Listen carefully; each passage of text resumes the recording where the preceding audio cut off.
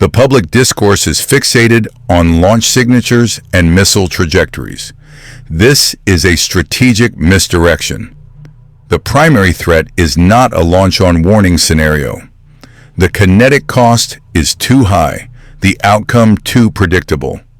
The real vector of attack is designed to be silent, systemic, and total. It targets the central nervous system of Western solvency. The terminal phase of economic statecraft, source number 1, does not produce submission. It mathematically guarantees an asymmetric response. When a state's access to capital is severed, it will not attack symmetrically.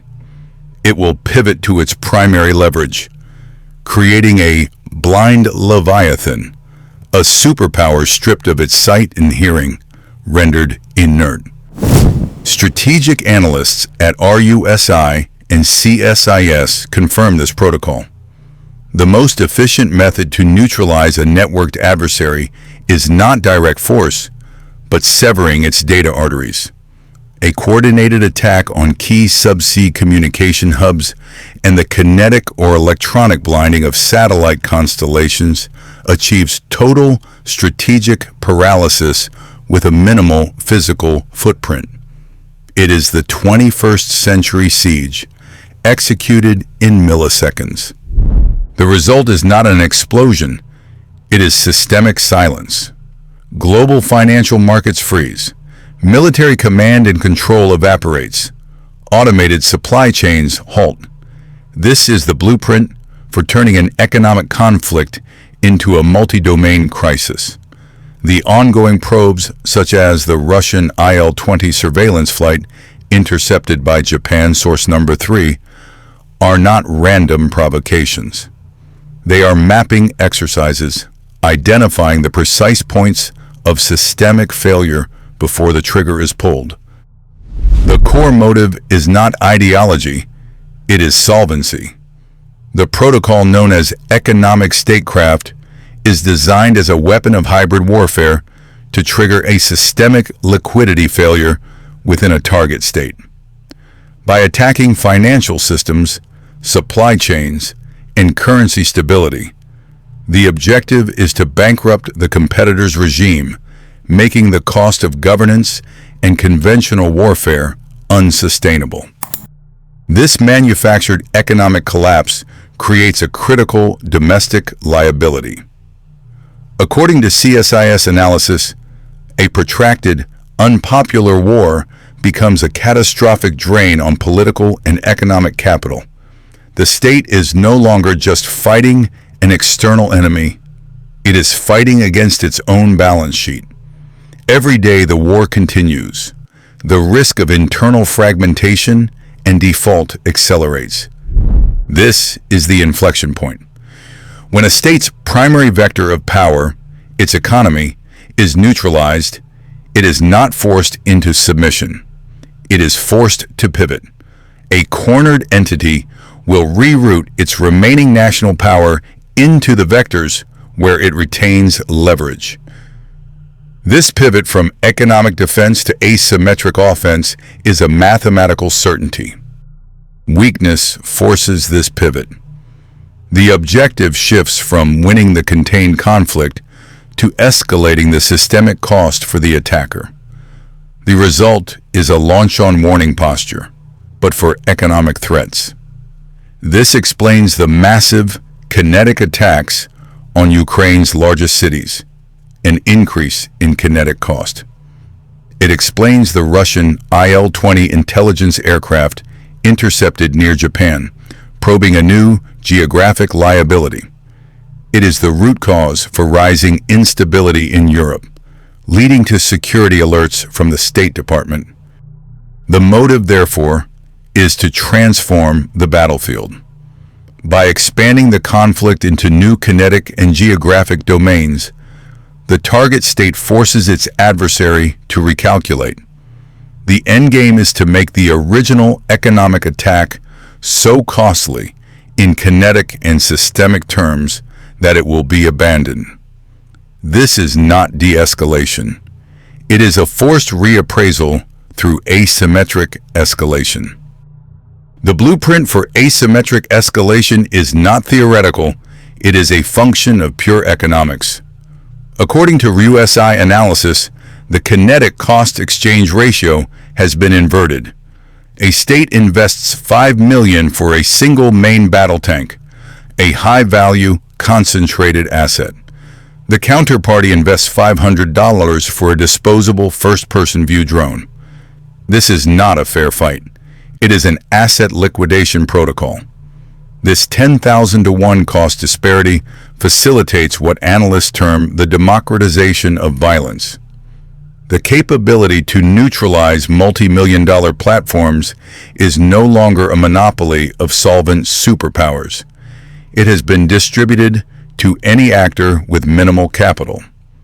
When a nation's economic solvency is systematically attacked, it is forced off the expensive chessboard of conventional warfare. It cannot afford a symmetric response. Instead, it pivots to this new vector where its primary leverage, mass production of low-cost kinetic threats, overwhelms the opponent's high-cost, limited inventory assets. The drone is the kinetic expression of a solvency crisis. The conflict is no longer contained to Ukraine. While media focuses on the kinetic front there, the strategic battlefield has already expanded. This is not chaos. It is a protocol. The strategy of economic statecraft, as detailed in public domain analysis, guarantees this outcome. By design, it backs a competitor into a solvency crisis, forcing an asymmetric response. The map is changing. Vector 1. Geographic probing. On January 23rd, Japan's Air Self-Defense Force intercepted a Russian Il-20 intelligence aircraft. This was not a navigational error. It was a deliberate test of a new liability. A cornered state does not surrender. It calculates new fronts. This flight path was a reconnaissance of force projection, gauging reaction times and political will at the edge of the system. Vector 2. Allied destabilization. The U.S. State Department is now issuing terrorism risk warnings for European hotspots. According to USI threat models, this is a predictable symptom of asymmetric escalation.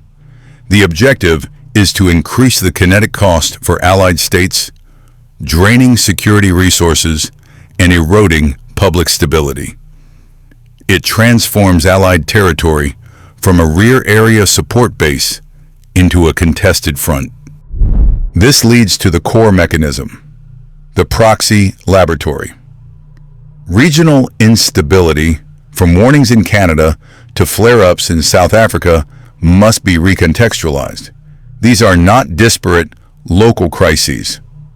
They are gray zones, low-cost staging areas for unconventional warfare. Here, tactics for economic disruption and political sabotage are tested and refined before being deployed against primary Western targets. The endgame is not submission. It is systemic contagion. Forcing a state into a zero-sum economic fight ensures it will pivot to its primary leverage, kinetic and unconventional force. The expansion of conflict is not a bug in the economic statecraft blueprint. It is the primary feature. The strategy does not contain war. It makes the entire global system the battle space. The nuclear failsafe is a systemic liability. The governing protocol, as detailed by analysts at CSIS, is launch on warning. The doctrine is not to absorb a first strike. It is to retaliate based on sensor data indicating an inbound attack before impact. The logic is a zero-sum calculation. The state that waits for kinetic confirmation loses its capacity to retaliate. The entire architecture is built on speed and absolute trust in its sensory network. The fog of digital war is the calculated weaponization of this protocol. When a competitor state cornered by what is openly defined as economic statecraft, source number 1, decides to escalate asymmetrically, it will not begin with a missile. It will begin with a targeted cyber offensive. The vector is not kinetic. It is informational. The objective: blind the early warning system. The commander in the bunker does not see a hardware failure. They see a black screen, a void of data where there must be certainty. This is the systemic trap. The commander is now forced into a solvency crisis of decision-making. Option A: assume it is a glitch and risk the total kinetic liquidation of your command structure and state. Option B: assume the data void is the prelude to decapitation and execute the launch on warning protocol, initiating global thermonuclear war. The aggressor did not fire a missile. They forced the target to fire its own. This is the blueprint's endgame when economic leverage is exhausted. The conflict pivots from a financial crisis to a systemic one, making kinetic escalation a mathematical certainty. The protocol of economic statecraft has a terminal phase. Forcing a solvency crisis on a competitor state is not a de-escalation tool. It is a launch on warning trigger. The thesis that maximum economic pressure produces submission is a fatal miscalculation. The actual result is a mathematical certainty: asymmetric escalation. With conventional forces committed to the primary war in Ukraine, source number 2, and the economic vector maxed out, source number 1, the state pivots to its remaining leverage: unconventional force against allied liabilities. Surveillance probes are not random. They are target acquisition. Russian IL-20 intelligence flights near Japan, source number 3, are not tourism. They are pre-operational reconnaissance, mapping critical infrastructure vulnerabilities. Analysts at CSIS note this shift from direct confrontation to systemic sabotage. The objective is to demonstrate capability without attribution, creating a crisis that cannot be directly answered with military force. This is the blueprint for the calibration shot: a controlled demonstration of force against a soft target to signal the kinetic cost of continued economic warfare. The calibration forecast: within 12 months, expect a multi-hour systemic blackout of the Tokyo or Osaka Stock Exchange, coinciding with a data transport failure at a primary Japanese port.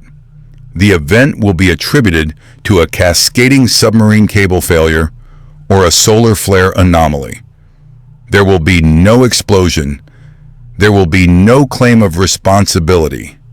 It will be a silent, irrefutable signal that the next phase of escalation is active.